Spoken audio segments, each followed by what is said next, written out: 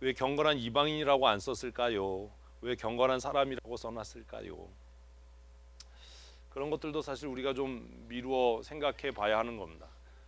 좀 그런 부분을 좀 잘 고민하시고 생각해 보셨으면 좋겠습니다. 어쨌든 그는 이방인 가운데 굉장히 독특한 신분을 갖고 있었고 그 신분에 걸맞지 않게 여호와를 경외하여서 백성을 많이 구제하고 항상 기도하기에 힘쓰는 사람이었습니다.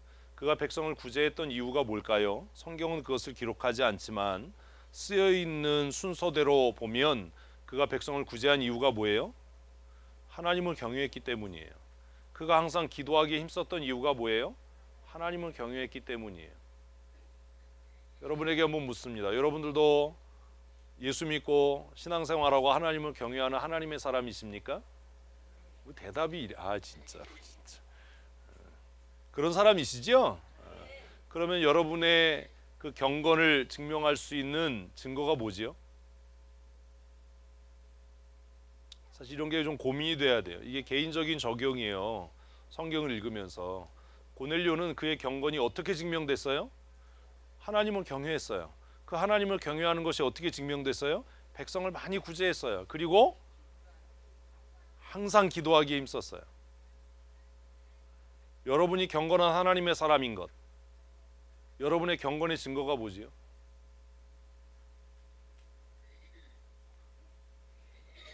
성경을 읽고 선포되는 말씀을 듣고 하면서 내 삶에 그것을 적용해 봐야 되잖아요. 내 삶을 이렇게 겹쳐 봐야 되잖아요. 고넬료는 이방인이고 점령군이었는데 그가 하나님을 경외하는 사람이었고 그가 경건한 사람이라고 그렇게 인정될 수 있었던 것은 그가 하나님의 명령과 말씀을 따라서 백성을 많이 구제하고 압제하지 아니하고 강포를 행하지 않고 백성을 구제하고 항상 기도하기에 힘썼던 그것이 하나님께 기억된 바 되어서 그는 경건한 하나님의 사람으로 불리워졌다. 그러면 끝. 이게 아니고 그러면 나는 나의 어떤 행위가 내 경건의 증거인가? 나는 무엇으로 하나님 앞에 기억될 수 있는가? 사실 지난주에 이런 것들이 말씀 나눔 시간에 나누어졌어야 되는 겁니다. 말씀 나눔을 이끌어 가시는 분들은 정말 정신 차려야 됩니다. 괜히 쓸데없는 논쟁하지 말고 사실 이런 부분들을 가지고 날카로운 질문 그리고 그것에 대한 적용과 실천이 이렇게 실행될 수 있도록 이끄시는 거예요. 인도자는 자기 생각을 많이 얘기하는 사람이 아니라 인도함을 받는 사람들이 바른 길을 갈 수 있도록 이끌어가는 사람입니다. 이게 굉장히 중요한 거죠.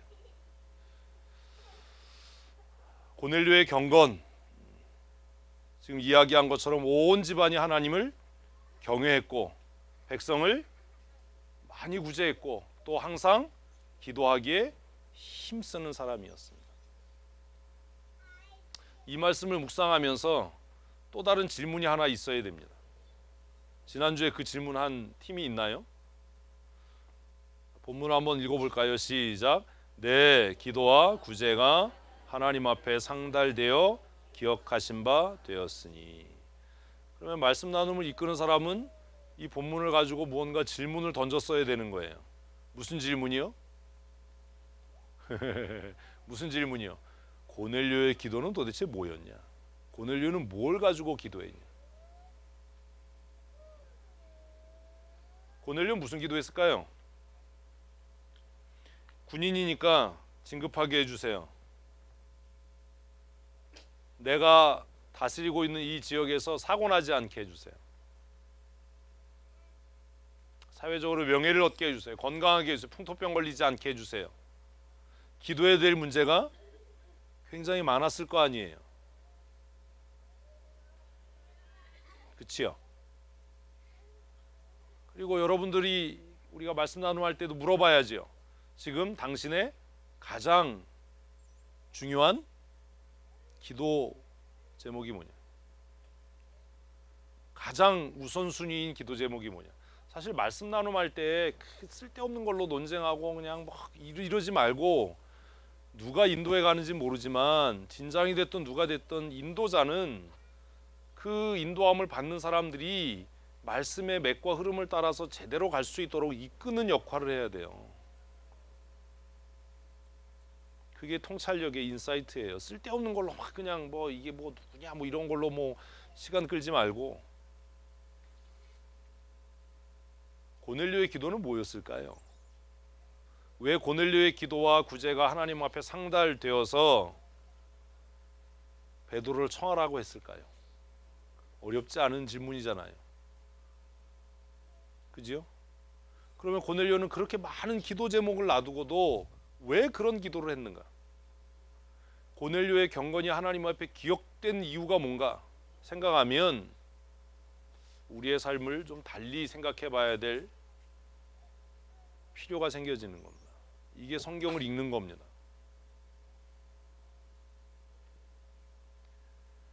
하나님께서 고넬료의 기도를 들으셨습니다. 그리고 그 기도에 응답하셔서 뭘 하셨어요? 베드로에게 환상을 보이셨어요.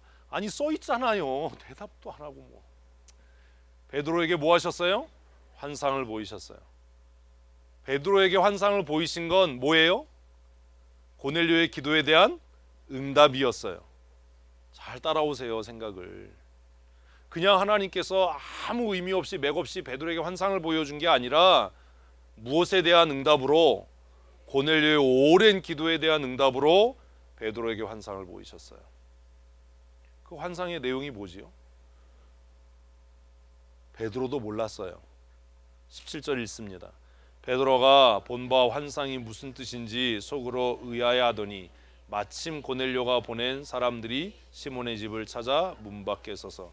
베드로는 내가 본 환상이 무슨 뜻인지를 며칠 동안 고민한 거예요. 이분들이 설교를 콧구멍으로 듣는구만. 며칠 동안 고민한 거예요. 이틀이요. 아니 왜 이틀이에요? 고넬료가 보낸 사람들이 오는데 이틀 걸렸잖아요. 그러니까 이틀 동안 고민했는데도 못 깨달은 거야. 이게 뭐지? 이게 뭐지? 왜 그러지?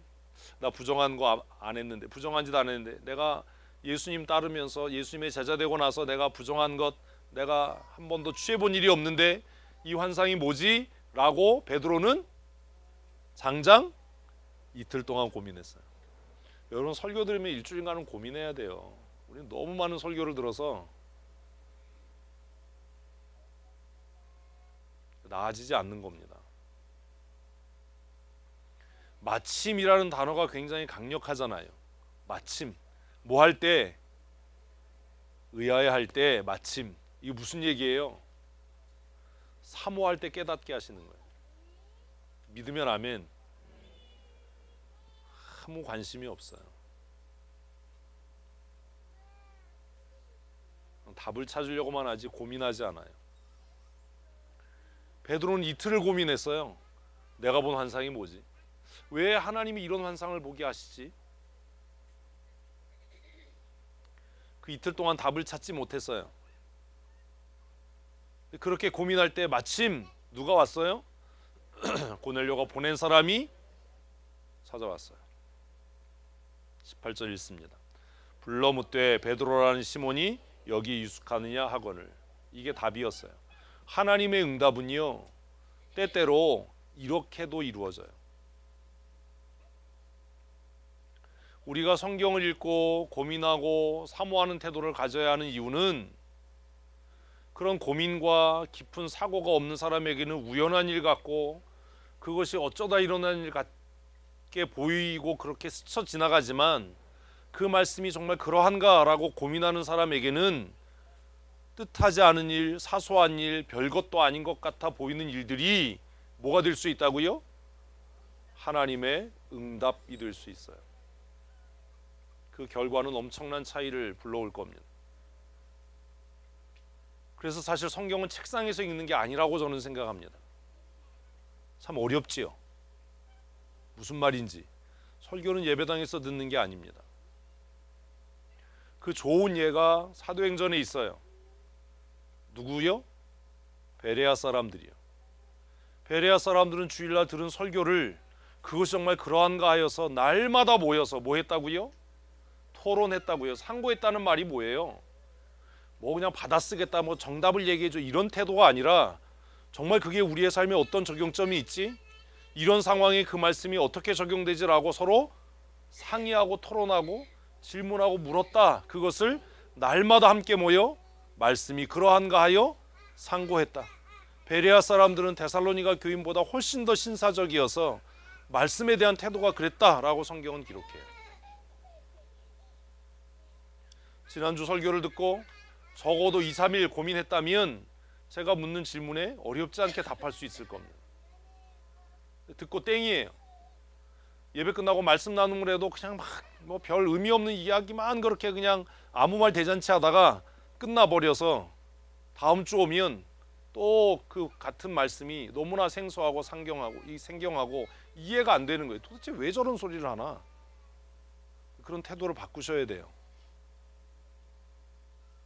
오래 고민하셔야 돼요.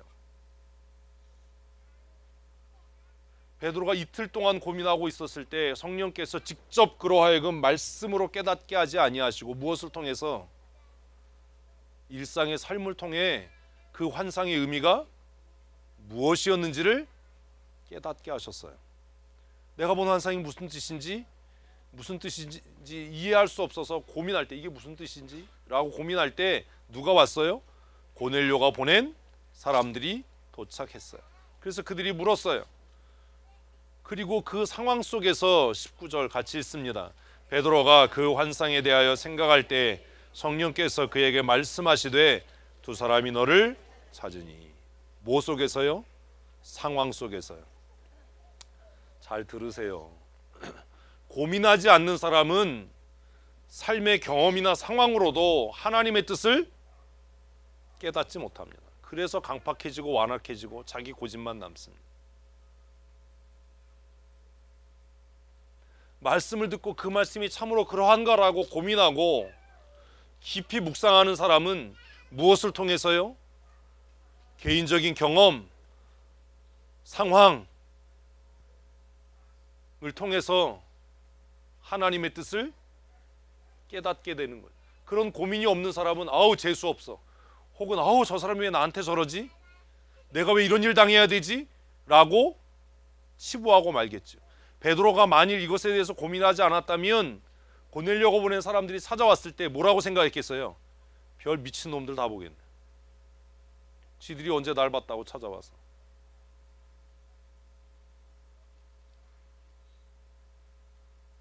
굉장히 큰 차이예요. 우리의 삶이 나아지지 않는 이유가 뭐지요? 성경을 배우려고만 하는 거예요. 뭐 하지 않아요? 생각하지 않아요. 고민하지 않아요.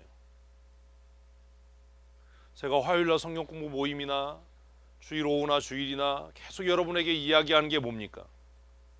생각해라 좀. 받아 쓰려고 하지 말고 볼펜을 내려놓고 생각을 좀 해라. 고민을 좀 해라. 귀를 열고 마음을 열고 고민을 해라. 종이 위에 적지 말고 좀 마음의 생각의 창고에 적어서 적어도 정말 그게 무슨 말이지? 왜 그런 거지라고 즉각적으로 반응하지 말고 고민하고 생각해서 우리의 삶의 개인적인 경험이나 상황 속에서 성령께서 하시는 말씀을 좀 들어라 좀. 그래야 변할 거 아니냐. 표현이 너무 재밌잖아요. 베드로가 그 환상에 대하여 생각할 때에 뭐 할 때? 아이 진짜 말도 안 해. 뭐 할 때? 생각할 때. 이게 우리하고 차이예요. 우리는 받아 적으려고만 하고 답을 찾으려고 하는데 우리는 생각하지 않는데 그냥 우리의 질문은 질문을 위한 질문이고 즉흥적이고 너무 표피적이고 감각적인데 베드로는 자기가 본 환상에 대해서 고넬료가 보낸 사람들이 찾아온 이 상황 속에서 뭐 했다고요? 생각했다고요. 왜 이방인들이 와서 나를 찾지? 지금 이 상황이 도대체 뭐지? 라고 생각할 때에 비로소 누가? 성령께서 그의 마음에 그 상황을, 그가 보았던 환상을 깨닫게 하시더라. 우리의 차이가 뭔지 아십니까? 여러분은 그냥 성경을 경전으로 읽는 거고 저는 그것을 삶의 원리로 읽고 고민하는 거하고 그 차이예요. 많이 배우고 배우지 않고의 차이가 아니에요.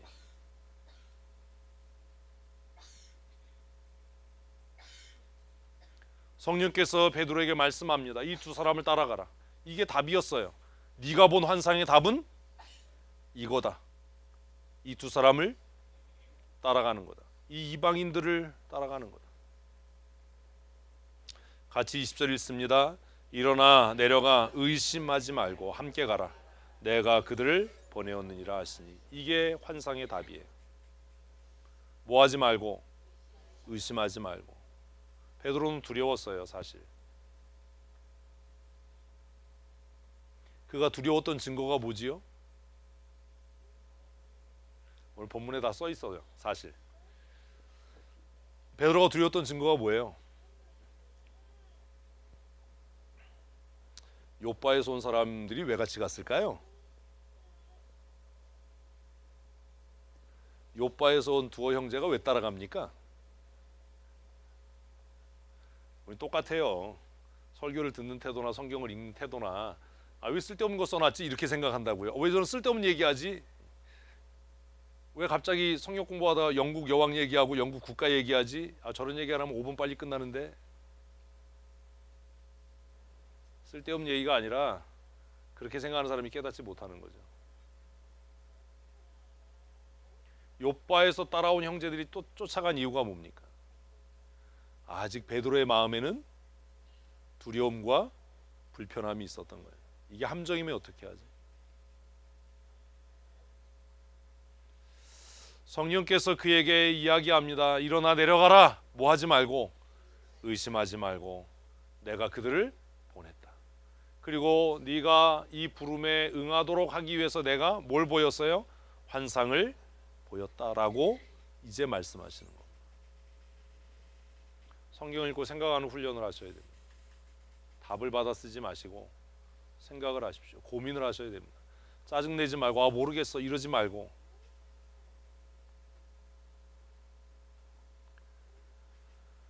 환상을 보게 하신 분도 성령님이시고 그 환상을 깨닫게 하신 분도 성령님이시고 환상을 생각나게 하신 분도 성령 하나님입니다. 이것이 이번 주 소요일 문답에 성령께서 예수 그리스도가 이루신 구원, 예수 그리스도께서 값주고 사신 구원을 우리 각 사람에게 어떻게 적용하시는가 하는 질문에 대한 답입니다. 구원은 삼위 하나님의 사역입니다. 하나님 아버지께서 작정하시고 계획하시고 아들 예수 그리스도께서 그것을 성취하시고 성령께서 그 구원을 우리 각 사람에게 적용하십니다. 그 적용하시는 방법은 바로 이런 겁니다. 말씀을 읽고 그것을 깊이 고민할 때 뭐하게 하시고 생각나게 하시고 써 있잖아요. 첫 줄에 생각나게 하시고 그것을 어떻게 하시고 깨닫게 하시는 분. 그래서 우리가 성경 읽을 때마다 성령 하나님의 도우심을 간구해야 되는 겁니다. 성경을 읽을 때 그 구절이 이 구절에 대한 설명이었구나라고 뭐하게 하신다고요? 생각나게 하시는 거예요.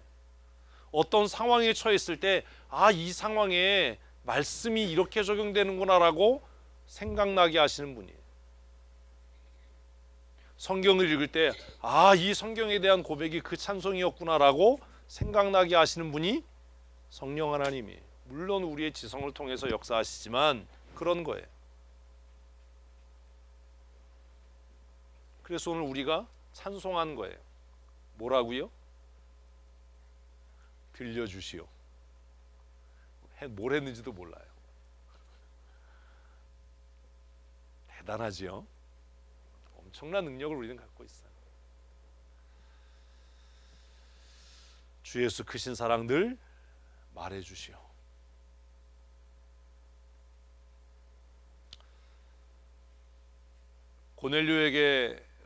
고넬료로부터 보냄을 받은 사람들의 목적은 하나였어요. 뭐예요?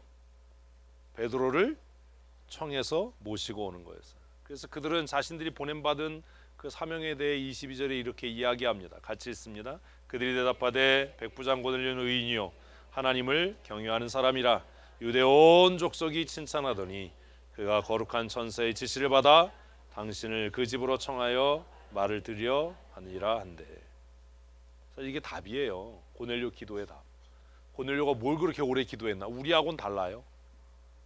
우리 기도가 응답되지 않는 이유가 이거예요. 우리는 고넬료의 기도가 하나님 앞에 기억됐다 지난주에 하면서 그러니까 내가 기도 많이 해야지, 기도 오래 해야지 이렇게 생각하셨을 거 아니에요.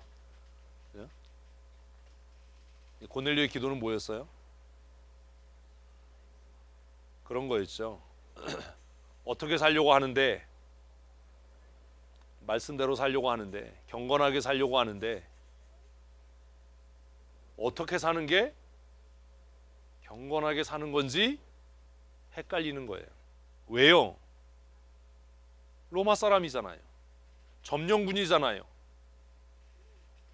점령군으로 내가 직업 때문에 해야 하는 일이 있고 그 직업 안에서 하나님의 사람으로 경건하게 살려면 어떻게 해야 되는지 하나님의 말씀의 가치와 세상의 가치가 누구 안에서 고넬료 안에서 충돌이 일어나는 거예요. 그래서 기도했던 거예요. 뭐라고요? 하나님 이런 상황에는 어떻게 해야 되죠? 내가 하나님을 경외하는 사람으로 경건하게 하나님의 말씀을 따라 살려고 하는데 이런 상황에는 어떻게 해야 되죠? 이런 고민 하시나요?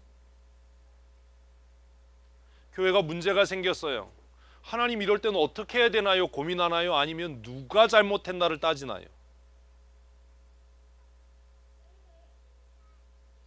하나님 이 상황에는 어떻게 해야 되죠? 라고 우리가 기도합니까? 아니면 상대편의 비리를 들춰내고 증거를 채집하고 이런 일을 합니까?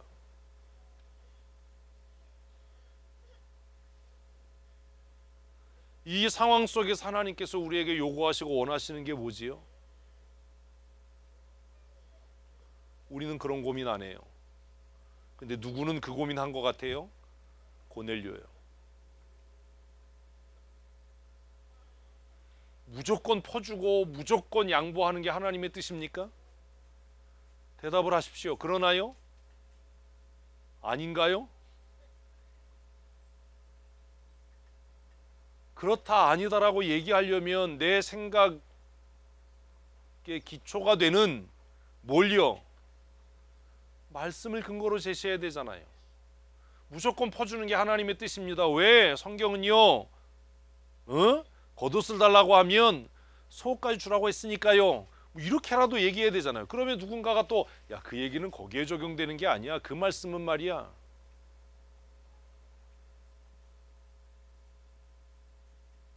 돈을 꿔주면 받아야 됩니까? 받지 말아야 됩니까? 어려워요. 가장 좋은 방법은 안 꿔주는 거예요. 안 꿔준다는 게 무슨 말이에요? 그냥 주는 거예요. 받을 생각 안 하는 거예요.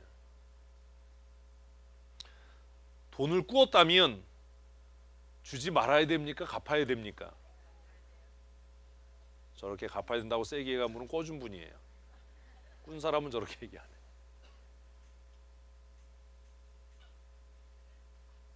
그게 인간적인 정의일 수 있어요.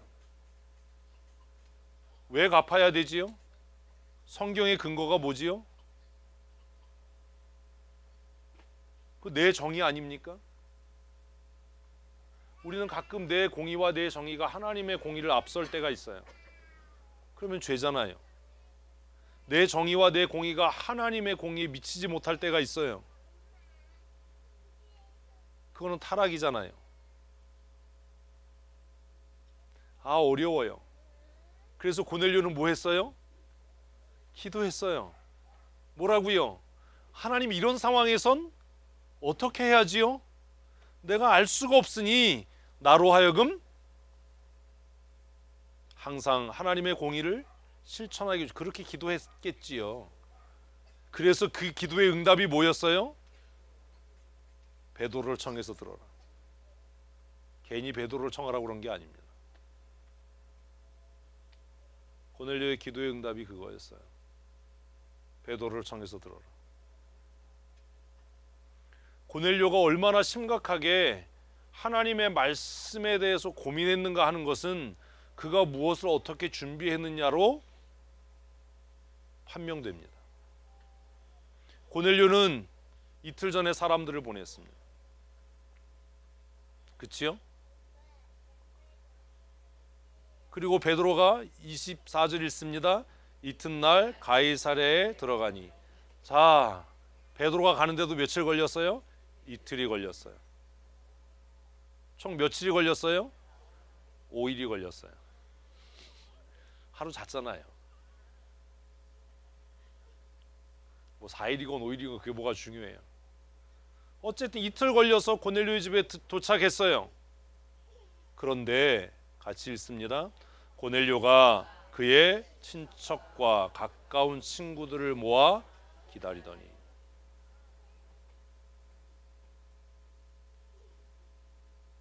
여러분은 오늘 예배 나오시기 위해 무엇을 준비하셨습니까?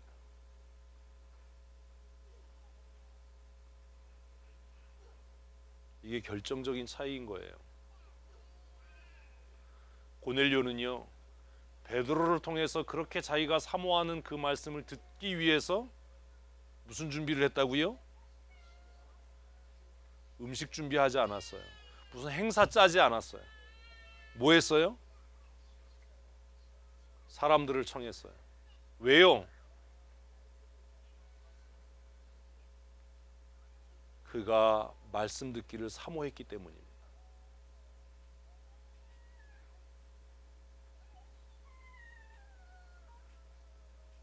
고넬료가 뭘 사모했다고요? 말씀 듣는 것, 말씀을 깨닫는 걸 사모했어요. 그래서 그는 생각한 겁니다. 어렵게 내 오랜 기도의 응답으로 성령께서 누구를 청하라고? 베드로를 청하라고 그렇게 말씀하셨으니 이 일을, 이 은혜를, 이 기회를 나만 누릴 것이 아니다. 그래서 친척과 친구들을 모았어요. 먹이고 재우려니 얼마나 많은 돈이 들어갔겠습니까? 얼마나 번거로웠겠습니까?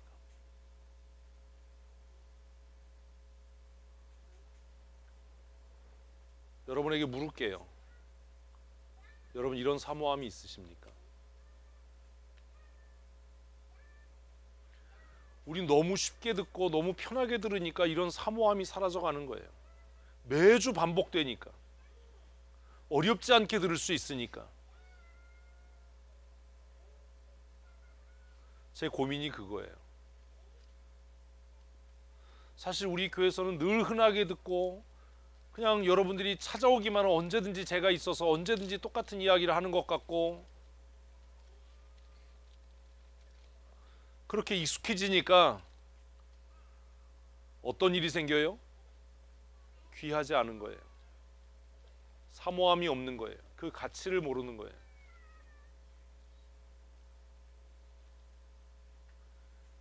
이게 참 큰일이에요.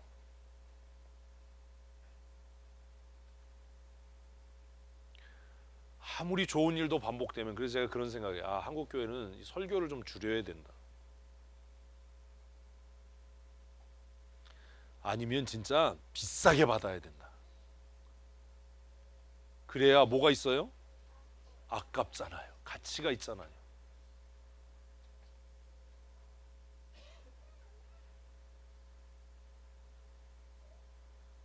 참 이게 모순인 거예요. 그렇죠? 귀하게 여기지 않아요. 말씀 듣는 걸 귀하게 여기지 않아요. 그 심지어는 이제 목사는 더 가르치고 싶은데 성도들이 뭐라 그래요? 빨리 끝내달래요. 이런 경우가 다 있지? 네? 정말 내가 비싼 강의료를 내고 갔으면 강사가 대충 하고 끝내려고 그러면 뭐라 그러지요? 아니 뭐 강의는 그만합시다. 뭐 태진아 태진아 쇼에 갔어. 그럼 몇 곡 부르고 들어가려면 우리가 뭐 하죠? 앵콜. 난 여태까지 뭘 강의를 하면서 앵콜을 받아본 일이 없네. 더 열나잖아요. 노래 한 곡 부르고 500만 원 받는다는데. 야, 안동역에서 한번 부르면 그냥 에휴 나는 안동역이나 부르고 다니까. 어? 설교하고 앵콜을 들어보면 참 여한이 없을 텐데 더 해주세요 뭐 이랬으면 좋겠는데 오히려 길게 하면 인상 써요.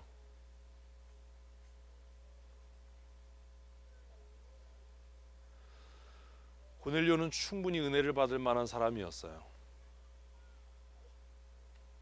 왜 못 깨달아요? 왜 안 변해요? 왜 안 나아져요?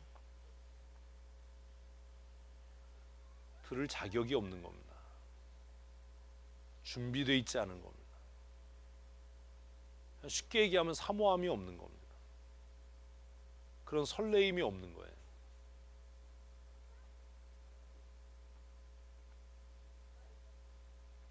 이건 제가 도와드릴 수 있는 게 아니에요. 고넬료는 베드로를 청하고 나서 그의 친척과 가까운 친구들을 다 모아서 사모함으로 기다렸어요. 그리고 베드로가 그 집에 들어왔을 때에 25절 읽습니다. 마침 베드로가 들어올 때에 고넬료가 맞아 발 앞에 엎드려 절하니. 일어날 수 없는 일이 일어났어요. 자, 한번 생각해 봅시다. 고넬료는 지금 어떤 사람이지요? 점령군입니다. 점령군이. 그죠? 베드로는 어떤 사람이지요? 식민지에 별 볼 일 없는 사람입니다. 집안 사람들이 다 놀랐을 거예요. 모였던 친척들과 친구들이 기겁을 했을 겁니다. 뭐 했다고요? 엎드려 절했어요. 끝난 겁니다. 이 한 번의 사건으로 고넬료는 모든 통치권을 상실할 수 있어요. 이 소문이 나면 누가 고넬료의 명령을 듣겠습니까?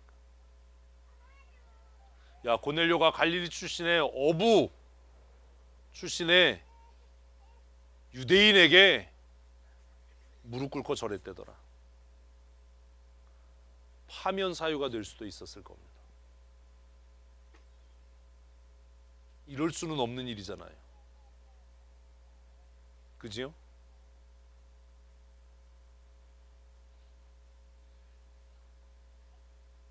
고넬료 왜 이랬을까요?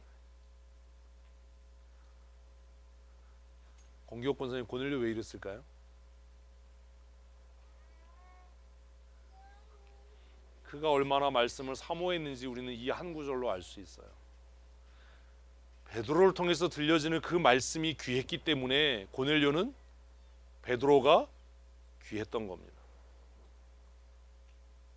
한국 교회는 하나님의 말씀이 귀하지 않기 때문에 말씀을 증거하는 목사가 귀하지 않은 겁니다.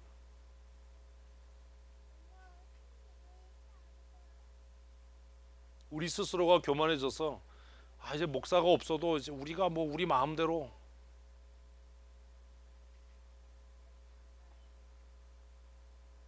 고넬료는 해서는 안 되는 일을 지금 하고 있는 거예요. 할 수 없는 일을 하고 있는 거예요. 그런데 왜 이렇게 했어요? 자기가 할 수 있는 최고의 존경이었어요.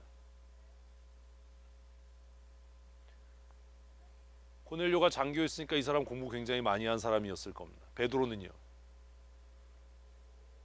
학교 근처에도 못 가봤을 거리요 아마.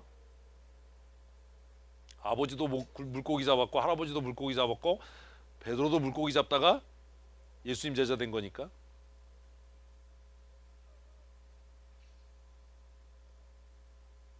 태도의 문제예요. 우리 자신을 돌아봐야 할 문제 아닙니까? 참 베드로도 훌륭해요. 26절 같이 읽습니다. 베드로가 일으켜 이르되 일어서라 나도 사람이라 하고. 사실 이게 복음 증거자의 태도이고 청중의 태도이어야 합니다.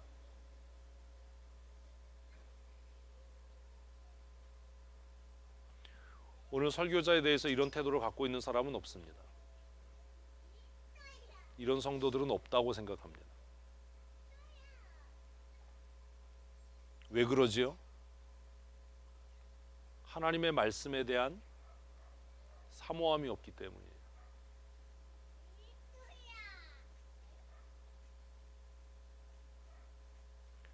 또 말씀 증거자는 조심해야 돼요. 뭘요? 자기가 우상화되고 신격화되는 것에 대해서 항상 두려워해야 합니다. 제가 힘쓰고 노력하는 것 중에 하나가 그겁니다. 말씀을 전할 때는 위험 있고 권위 있어야 되지만 강단에서 내려오면 아무것도 아닌 사람이 돼야 되는 거예요. 근데 한국교회 목사님들은 강단에 있을 때보다 강단에서 내려왔을 때가 더 위험 있고 권위 있고 싶어져요.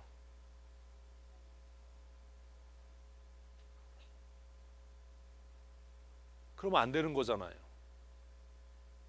목사가 가장 권위가 있어야 할 때는 언제예요? 말씀을 전할 때예요. 그 말씀을 전하는 자리에서 내려오면 가장 권위 없는 사람처럼 그렇게 살아가야 되는 거예요. 우리는 뭔가 뒤집혀진 겁니다. 청중도 말씀 증거자도 뭐가 뒤집어진 삶을 사는 겁니다. 말씀을 전할 때는 여러분들이 저를 두려워해야 하지만 식탁에 앉았을 때 저를 두려워하면 그 사람은 신앙생활 잘못하고 있는 겁니다. 아이고 숨차라. 왜 밥 먹는데 제 옆에 오는 게 불편하세요? 얼마나 가식과 위선이 충만하면 그러세요? 말씀을 전할 때는 두려워야 하지만 말씀 전하는 일이 끝나고 나면 베드로가 뭐래요? 나도 사람이라. 나도 사람이라는 말이 뭡니까? 나도 실수할 수 있고 나도 범죄할 수 있고 나도 밥 먹어야 사는 사람이야. 제가 제일 기분 나쁠 때가 그거예요. 식당에 뭐 이렇게 목사님 같이 식사하죠. 옆에 아무도 안 와요. 뭐하러 같이 먹자고 그래요. 그래서 안 가려고 그래요. 앞으로. 이거 웃을 일이 아니에요. 그럴 때마다 기분 나빠요. 누가 이제 밥 먹자고 그래도 안 가려고 그래요. 제 옆에 늘 앉는 사람은 홍혜영 고미자예요.